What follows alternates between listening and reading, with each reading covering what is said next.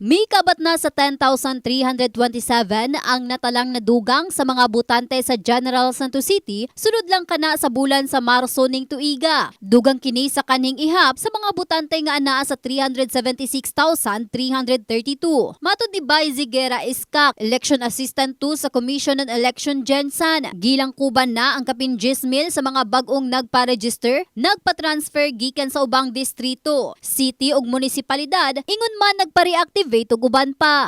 Yes, ang 10,327 na mga bagong registered na approved voter, pero sa nagyapon tay ma-deactivate, deactivated because due to failure to vote and then due to transfer from city to other municipality. Gani sa karon ubay-ubay gihapon ang mga miparehistro sa nasangpit nga buhatan. Usa na lang diri ang estudyanteng si Jawed Daves. Ay, kita man ang magboto para mabala na to kung kinsa jud ang tama nga leader para sa tuang. Ingon man si Robert Velasco nga ginaasikaso sab ang pagpatransfer sa iyang registration. Siyempre kung hindi ka residente ka dito, so dili ka botante, kung may ayuda, dili ka matagaan.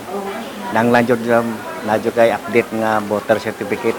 Setyembre 30 ning tuiga ang ulahing petsa nga makaparehistro ang mga gusto pang muapas alang sa election 2025. Samtang ihap sa mga pakyas makaboto sa duha ka sunod-sunod nga higayong piniliay, tanggalon sumala pa sa listahan sigon sa personay sa COMELEC. Sa karon anaa sa 41,000 ang ilang mga natalang botante nga pakyas makabutara sa duha ka piniliay. Hinuon sigon ni Iskak hangtod bulan sa Setyembre sila pwedeng makapareactivate sa ilang registration kay kung dili dunay posibilidad nga mawala na sila sa listahan. Kahibaluan subay kini sa ilang paglimpyo sa listahan sa mga botante ilawom sa Republic Act 8189 kon Registration Act of 1996. Magdi-deactivate po kami for those registered voter na deactivated due to failure to vote. So meron kaming estimated 41,000 plus na madi-deactivate. Siguro hindi nila alam dahil hindi siya nakapag-biometrics. So automatic,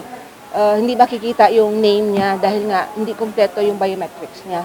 So ang gawin po, dahil mag-notice po kami sa lahat ng apektado ng FTVT, mag-i-inform kami sa kanila hanggang September 30, may chance sila na makapag-parehistro for reactivation. In the heart of changing lives, kini si Russell Jean Mantile, Brigada News.